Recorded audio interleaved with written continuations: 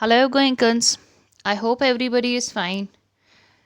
Dear kids, continuing mixed bag.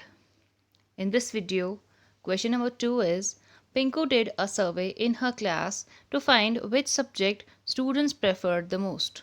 She asked each student his or her choice and wrote the answers she got on a piece of paper. This is the data that she collected from the survey, and now we are supposed to put the data into the tally chart below. The tally chart is already drawn on the book and we have to fill in the tally marks column and total number column. We will count the frequency of each subject in the data and accordingly we will fill the table. For maths is there 6 times. So we write 6 here, and in tally marks we know that we make groups of 5s. So this is 5 and this one is 6. Then for science we have 7. So it's 1, 2, 3, 4, 5, 6, 7. For EVS again 7. For English it's 9. For art it's 6. And for physical education it's 5. Students are requested to fill in these columns of their own.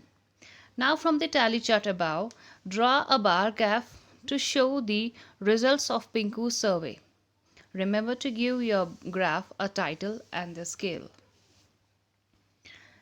This is the bar graph that we have drawn from this data, and from the horizontal line we have written the number of students, and this is the scale. 1 unit is 1 student, and from this vertical side we have drawn the subject names, and the bar graph is like this. For as physical education, bar graph is up to 5. For art, the bar graph is up to 6. For English it's up to 9.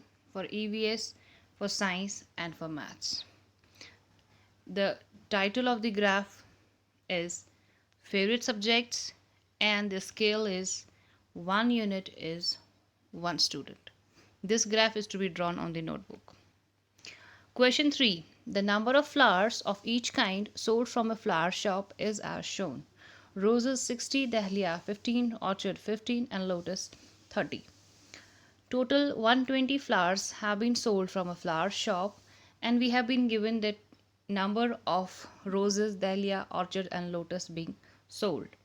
Now, given the data, we have been asked to fill in the blanks, and then we have to represent the data in the circle graph. Out of 120, 60 were roses, and if we convert it, if we check out what fraction it is, we know 0 0 cancels, 6 ones are, 6 twos are, so 1 by 2 is the fraction for roses. That means 1 by 2 of the portion of circle graph will be covered by roses. Next we have dahlia, orchid, and lotus.